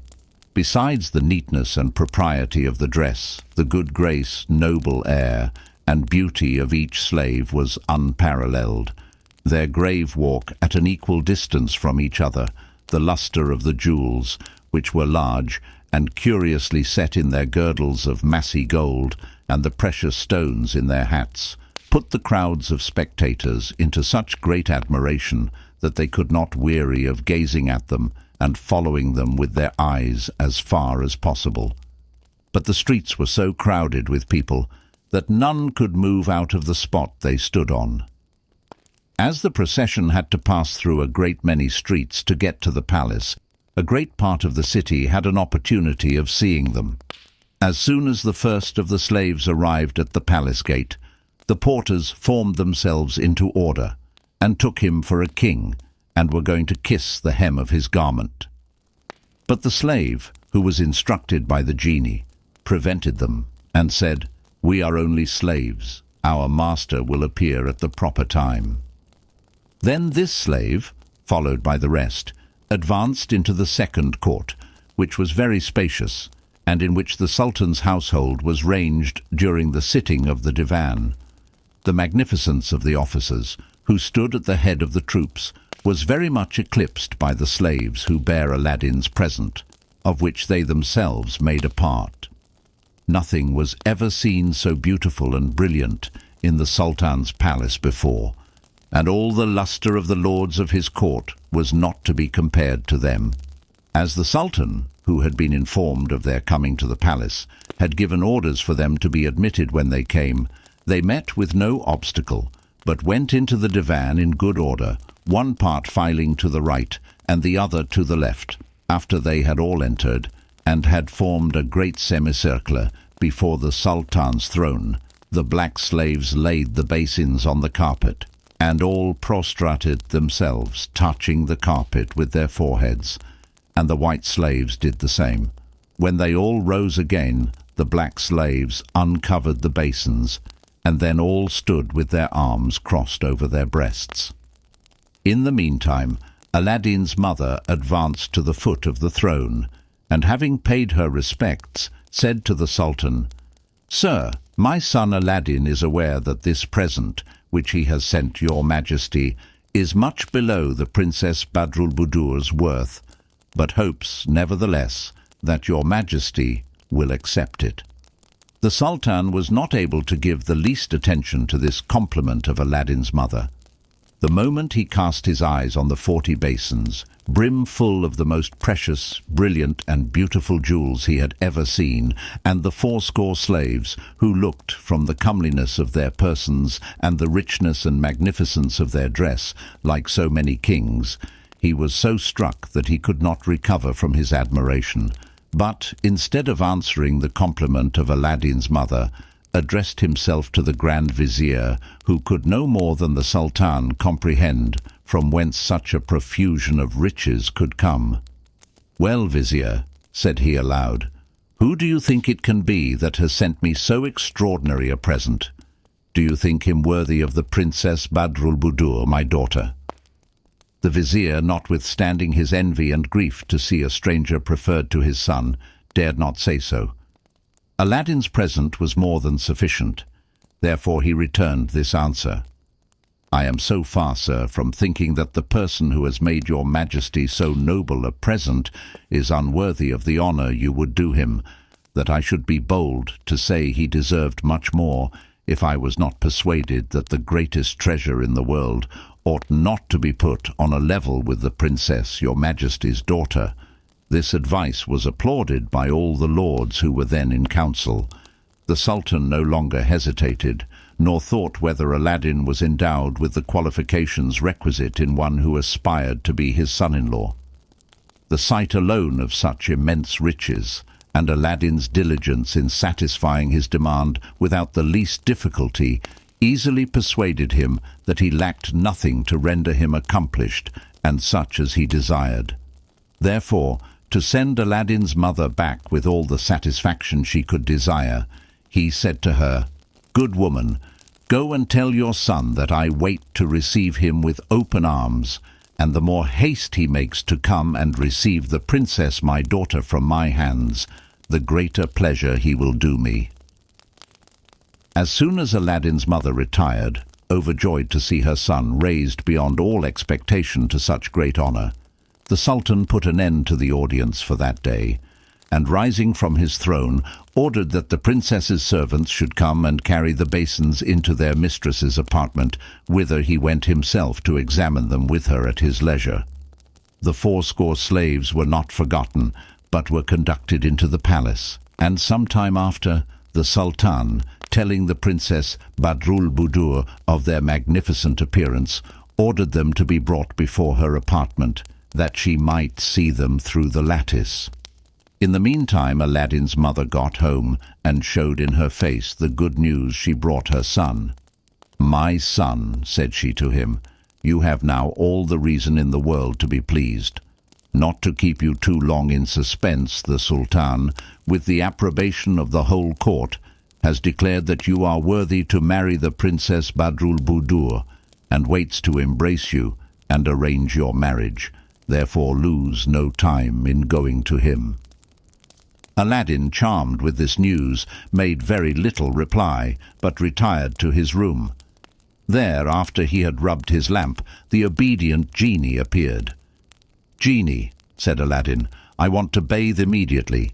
and you must afterwards provide me the richest and most magnificent robe ever worn by a monarch." No sooner were the words out of his mouth than the genie rendered him, as well as himself, invisible, and transported him into a bath of the finest marble of all sorts of colours, where he was undressed, without seeing by whom, in a neat and spacious hall. From the hall he was led to the bath, and there rubbed and washed with all sorts of scented water. After he had passed through several degrees of heat, he came out, quite a different man from what he was before. When he returned into the hall, he found, instead of his own clothes, a suit the magnificence of which very much surprised him. The genie helped him to dress, and when he had done, transported him back to his own room, where he asked him if he had any other commands. "Yes," answered Aladdin, "I expect you to bring me as soon as possible a horse that surpasses in beauty and goodness the best in the Sultan's stables, with a saddle, bridle, and harness worth 1,000,000 of money.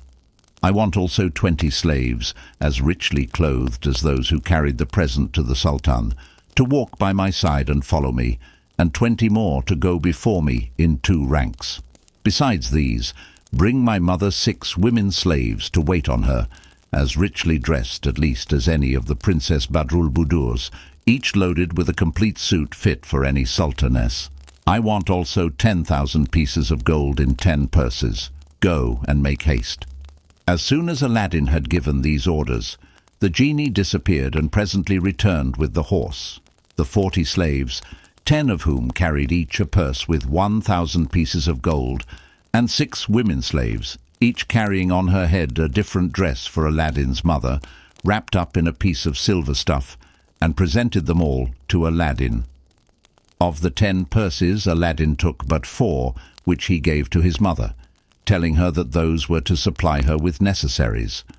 The other 6 he left in the hands of the slaves who brought them, with an order to throw them by handfuls among the people as they went to the Sultan's palace. The 6 slaves who carried the purses he ordered likewise to march before him, 3 on the right hand and 3 on the left. Afterwards he presented the 6 women slaves to his mother, telling her they were her slaves, and that the dresses they had brought were for her use. When Aladdin had thus settled matters, he told the genie he would call for him when he wanted him, and thereupon the genie disappeared. Aladdin's thoughts now were only of answering, as soon as possible, the desire the Sultan had shown to see him. He dispatched one of the 40 slaves to the palace with an order to address himself to the chief of the officers, to know when he might have the honor to come and throw himself at the Sultan's feet. The slave soon acquitted himself of his message, and brought for answer that the Sultan waited for him with impatience. Aladdin immediately mounted his horse and began his march in the order we have already described, and though he never was on a horse's back before, he rode with such extraordinary grace that the most experienced horseman would not have taken him for a novice. The streets through which he was to pass were almost instantly filled with an enormous crowd of people who made the air echo with their shouts, especially every time the 6 slaves who carried the purses threw handfuls of gold into the air on both sides. Those who knew him once when he played in the streets like a vagabond did not know him again. Those who had seen him but a little while before hardly knew him, so greatly were his features altered. Such were the effects of the lamp. Much more attention was paid to Aladdin than to the pomp and magnificence of his attendants, which had been taken notice of the day before, when the slaves walked in procession with the present to the Sultan. Nevertheless, the horse was very much admired by good judges, who knew how to discern his beauties without being dazzled with the jewels and richness of the harness. And when the report was everywhere spread about that the Sultan was going to give the Princess Badroulbadour in marriage to him, nobody thought of his birth, nor envied his good fortune, so worthy he seemed of it. When he arrived at the palace, everything was prepared for his reception, and when he came to the second gate, he would have alighted off his horse, agreeable to the custom observed by the Grand Vizier, the generals of the armies, and governors of provinces of the first rank. But the chief of the officers who waited on him by the Sultan's order prevented him, and attended him to the council hall, where he helped him to dismount. The officers formed themselves into two ranks at the entrance of the hall. The chief put Aladdin on his right hand, and through the midst of them led him to the Sultan's throne. As soon as the Sultan perceived Aladdin, he was surprised to see him more richly and magnificently clothed than ever he had been himself. Besides, he had a certain air of unexpected grandeur, very different from the poverty his mother had appeared in. But notwithstanding, his surprise did not hinder him from rising off his throne and descending 2 or 3 steps, quick enough to prevent Aladdin's throwing himself at his feet. He embraced him with all the demonstrations of friendship. After this, Aladdin would have cast himself at his feet again, but the Sultan held him fast by the hand and obliged him to sit between him and the Grand Vizier. Then Aladdin said, "I receive, sir, the honor which your Majesty out of your great goodness is pleased to confer on me, but permit me to tell you that I have not forgotten that I am your slave, that I know the greatness of your power, and that I am not unaware how much my birth is below the splendor and luster of the high rank to which I am raised. I ask your Majesty's pardon for my rashness, but I cannot dissemble that I should die with grief if I should lose my hope of marrying the princess." "My son," answered the Sultan, embracing him a second time, "you would wrong me to doubt my sincerity for a moment."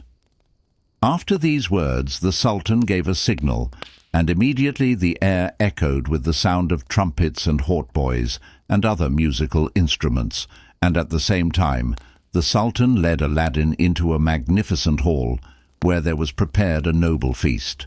The Sultan and Aladdin ate by themselves. The Grand Vizier and the great lords of the court, according to their dignity and rank, waited all the time.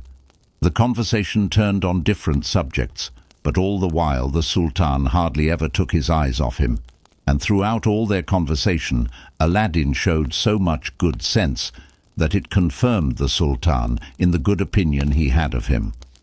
After the feast, the Sultan sent for the chief judge of his capital and ordered him to draw up immediately a contract of marriage between the Princess Badroulbadour, his daughter, and Aladdin.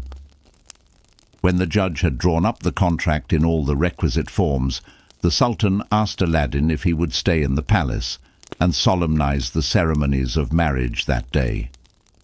To which he answered, "Sir, though great is my impatience, yet I beg of you to give me leave to defer it till I have built a palace fit to receive the princess in.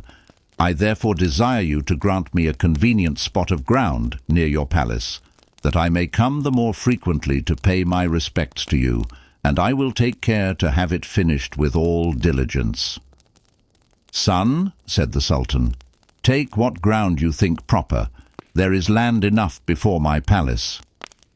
After these words he embraced Aladdin again, who took his leave with as much politeness as if he had always lived at court. Aladdin mounted his horse again and returned home in the order he came, with the acclamations of the people, who wished him all happiness and prosperity. As soon as he dismounted, he retired to his own room, took the lamp, and called the Genie as before. "Genie," said Aladdin, "I have had all the reason in the world to commend you hitherto, but now if you have any regard for the lamp your mistress, you must show, if possible, more zeal and diligence than ever. I want you to build me, as soon as you can, a palace at a proper distance from the Sultan's, fit to receive my wife, the Princess Badroulbadour. I leave the choice of the materials to you, that is to say, porphyry, jasper, agate, lapis lazuli, and the finest marble of the most varied colors, and the style of the building. But in the highest story of this palace you shall build me a large hall with a dome and 4 equal fronts. And instead of layers of bricks, the walls shall be made of massy gold and silver, laid alternately.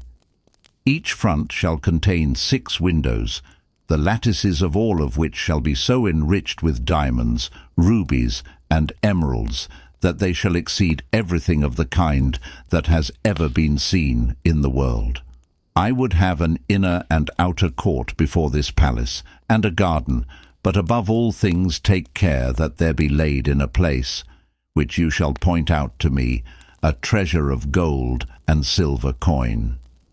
This palace must be well provided with kitchens and offices, storehouses, and rooms in which to keep choice furniture for every season of the year. I must have stables full of the finest horses, with their equerries and grooms, and hunting equipage. There must be officers to attend the kitchen and offices, and women slaves to wait on the princess. You understand what I mean. Therefore go about it, and come and tell me when all is finished." By the time Aladdin had instructed the genie with his intentions respecting the building of his palace, the sun was set. The next morning, by break of day, Aladdin was no sooner up than the genie presented himself and said, "Sir, your palace is finished. Come and see how you like it." The genie transported him thither in an instant, and he found it so much beyond his expectation that he could not enough admire it. The genie led him through all the apartments, where he met with nothing but what was rich and magnificent, with officers and slaves, all dressed according to their rank and the services to which they were appointed. Then the genie showed him the treasury, which was opened by a treasurer, where Aladdin saw heaps of purses of different sizes piled up to the top of the ceiling.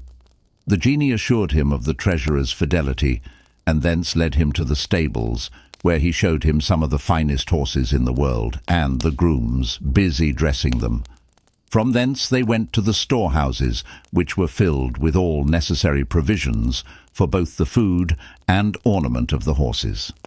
When Aladdin had examined the palace from top to bottom, and particularly the hall with the 24 windows, and found it much beyond whatever he could have imagined, he said to the genie, "Genie, no one can be better satisfied than I am, and indeed I should be very much to blame if I found any fault. There is only one thing wanting, which I forgot to mention, that is, to lay from the Sultan's palace to the door of the apartment designed for the princess, a carpet of fine velvet for her to walk upon." The genie immediately disappeared, and Aladdin saw what he desired executed that minute. Then the genie returned, and carried Aladdin home before the gates of the Sultan's palace were opened. When the porters, who had always been used to an open view, came to open the gates, they were amazed to find it obstructed, and to see a carpet of velvet spread. They did not immediately see what it meant, but when they saw Aladdin's palace distinctly, their surprise was increased. The news of so extraordinary a wonder spread through the palace. The Grand Vizier, who came soon after the gates were open, was no less amazed than the others, but ran and told the Sultan, and endeavoured to make him believe it to be all enchantment. "Vizier," replied the Sultan, "why do you say it is enchantment? You know as well as I that it is Aladdin's palace, which I gave him leave to build to receive my daughter in. After the proof we have had of his riches, can we think it strange that he should build a palace in so short a time? He intends to surprise us, and let us see what wonders are to be done with ready money every day. Confess sincerely to me that enchantment you talk of proceeds from a little envy." When Aladdin had been conveyed home and had dismissed the genie, he found his mother up, and dressing herself in one of the suits that were brought her. By the time the Sultan came from the council, Aladdin had prepared his mother to go to the palace with her slaves, and desired her, if she saw the Sultan, to tell him she came to do herself the honour of attending the princess towards evening to her palace. Accordingly she went, but though she and the women slaves who followed her were all dressed like sultanesses, yet the crowd was nothing like so great, because they were all veiled. As for Aladdin, he mounted his horse and took leave of his paternal house forever, taking care not to forget his wonderful lamp, and went to the palace with the same pomp as the day before. As soon as the porters of the Sultan's palace saw Aladdin's mother, they went and informed the Sultan, who presently ordered the bands of trumpets, cymbals, drums, fifes and hautboys, placed in different parts of the palace, to play and beat, so that the air resounded with sounds which inspired the whole city with joy. The merchants began to adorn their shops and houses with fine carpets and cushions, and bedeck them with boughs, and prepare illuminations for the night. The artists of all sorts left their work, and the people all repaired to the great space between the Sultan's and Aladdin's palaces, which last drew all their attention, not only because it was new to them, but because there was no comparison between the two buildings. But they could not imagine by what unheard-of miracle so magnificent a palace could be so soon built, it being apparent to all that there were no prepared materials, or any foundations laid the day before. Aladdin's mother was received in the palace with honor and introduced into the Princess Badroulbadour's apartment.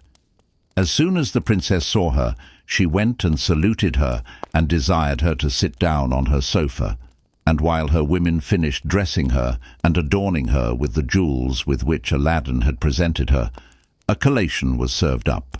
At the same time, the Sultan, who wanted to be as much with his daughter as possible before he parted with her, came and paid her great respect.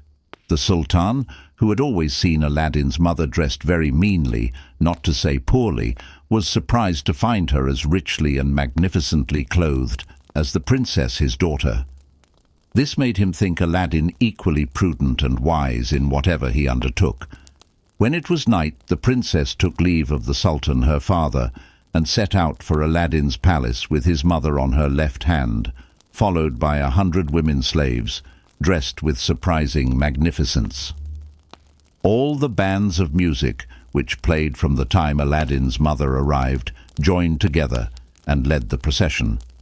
400 of the Sultan's young pages carried torches on each side, which, together with the illuminations of the Sultan's and Aladdin's palaces, made it as light as day. At length the princess arrived at the new palace. Aladdin ran with all imaginable joy to receive her at the entrance. His mother had taken care to point him out to the princess in the midst of the officers that surrounded him, and she was charmed as soon as she saw him. "Adorable princess," said Aladdin to her, saluting her respectfully, "if I have displeased you by my boldness in aspiring to so lovely a princess and my Sultan's daughter, I must tell you that you ought to blame yourself, not me." "Prince, as I may now call you," answered the princess, "I am obedient to the will of my father, and it is enough for me to have seen you to tell you that I obey without reluctance." Aladdin, charmed with so agreeable and satisfactory an answer, would not keep the princess standing after she had walked so far, but took her by the hand, which he kissed with joy, and led her into a large hall, illuminated with an infinite number of wax candles, where, by the care of the genie, a noble feast was served up. The plates were of massy gold. The vases, basins, and goblets with which the sideboard was furnished were gold also, and of exquisite workmanship. The princess, dazzled to see so much riches collected in one place, said to Aladdin, "I thought, Prince, that nothing in the world was so beautiful as the Sultan, my father's palace. But the sight of this hall alone is enough to show that I was deceived." Then Aladdin led the princess to the place appointed for her, and as soon as she and his mother were sat down, a band of the most harmonious instruments, accompanied with the voices of beautiful ladies, began a concert, which lasted without intermission to the end of the repast. The princess was so charmed that she declared she never heard anything like it in the Sultan her father's court. But she knew not that these musicians were fairies chosen by the genie, slaves of the lamp. When the supper was ended and the table taken away, there entered a company of dancers. At length, Aladdin, according to the custom of that time in China, rose up and presented his hand to the Princess Badroulbadour to dance with her and to finish the ceremonies. They danced with so good a grace that they were the admiration of all the company. Thus ended the ceremonies and rejoicings at the marriage of Aladdin with the Princess Badroulbadour.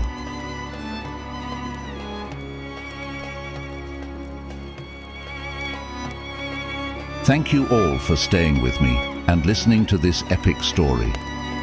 I sincerely hope that you enjoyed it, and don't forget to like, subscribe and share it with others. Once again, thank you with all my heart, and I hope to see you all again very soon.